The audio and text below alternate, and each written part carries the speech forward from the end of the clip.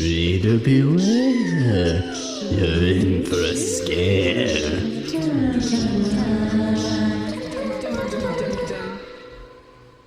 Do you enjoy being frightened?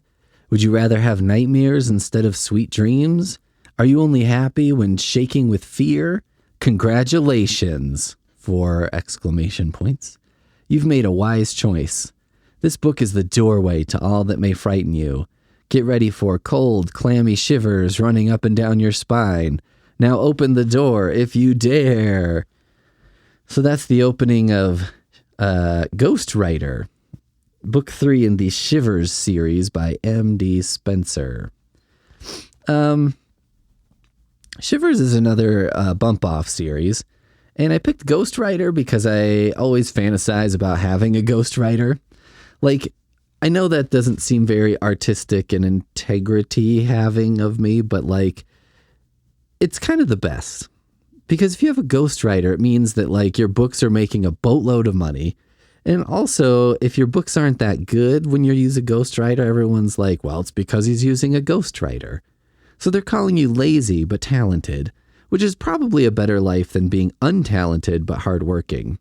At least that's how it seems to me, as I would put myself in that category.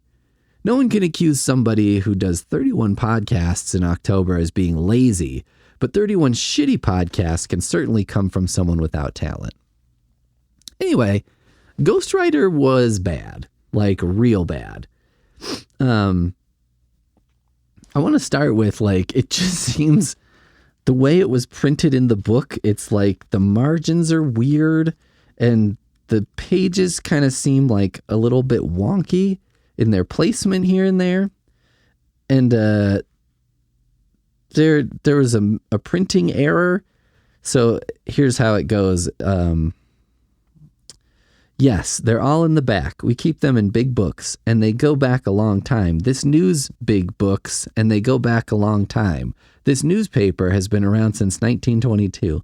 So, like, as it jogs over from page 88 to 89, it's got, like, the same line printed twice, which I don't really understand how that happened. Like, I don't know enough about the printing process to know how that happens, but it definitely happened.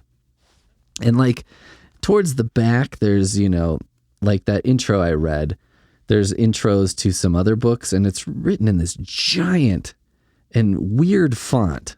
You know what I mean?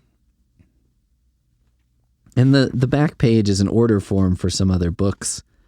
And it says, let the mailman give you cold, clammy shivers, shivers, shivers. I don't get that. But, you know, whatever. Like... This seems like of the bump offs that I read, this was probably the worst. And it seems to be the most, like, shoddily assembled, just in terms of the physical book. But let's talk about the story. It starts with a family moving to Florida from New York, which is a staple of these books, is moving to a new place.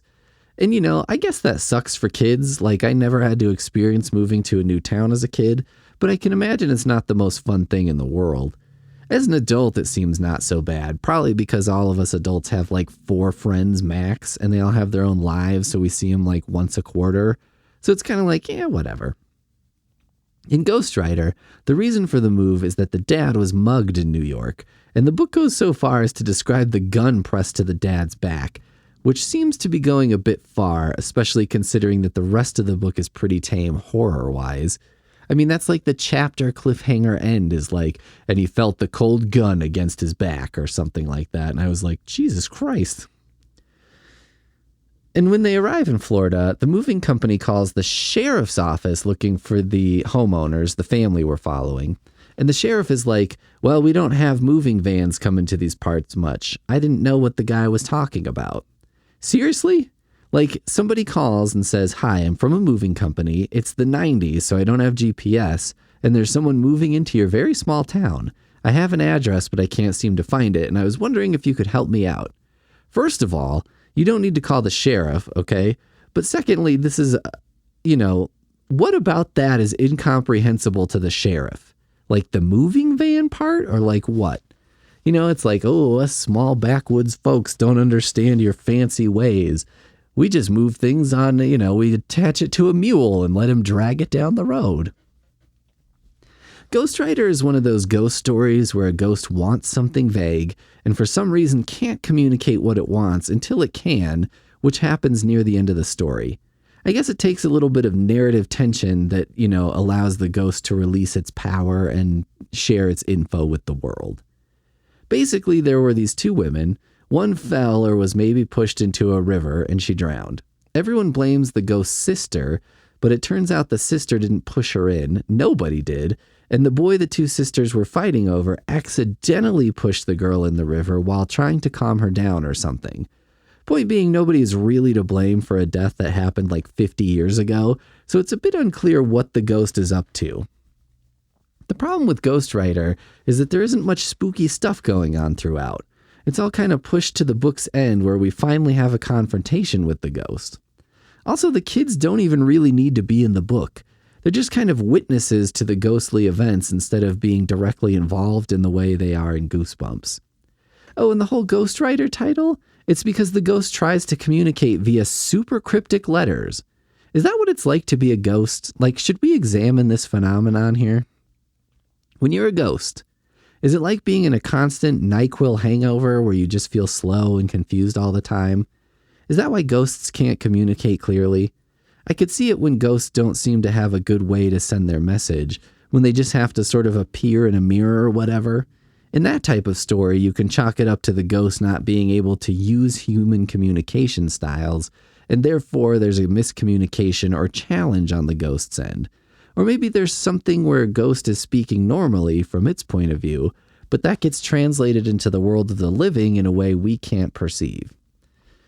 That's the most compelling argument for the existence of ghosts, in my opinion. If ghosts exist, perhaps they are existing in a way or on a plane we can't perceive.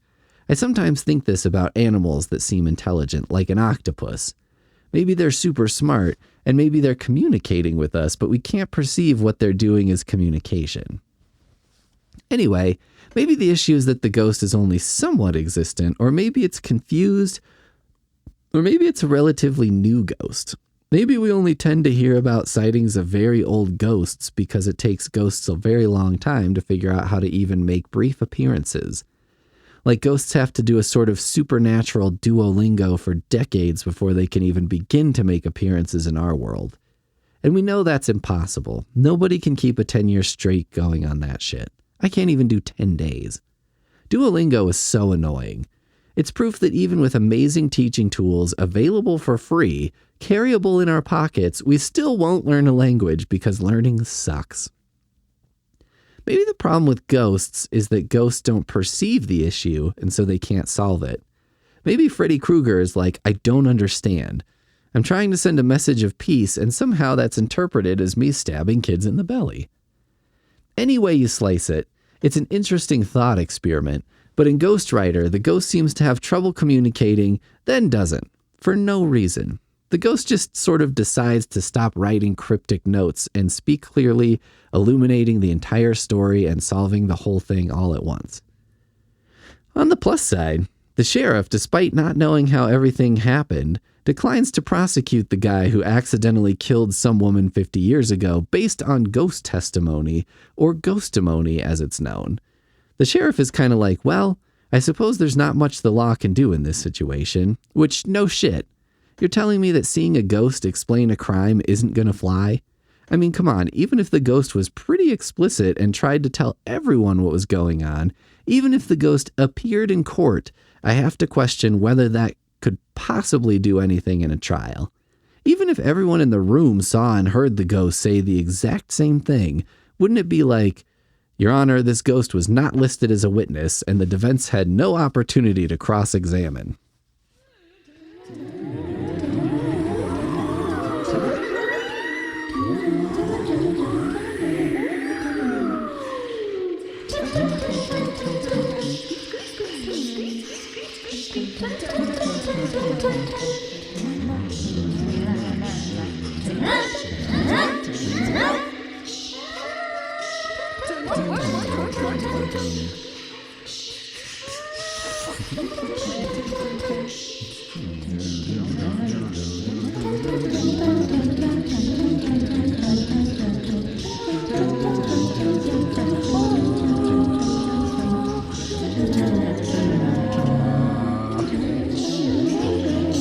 Goosebumps. Reader beware, you're in for a scare.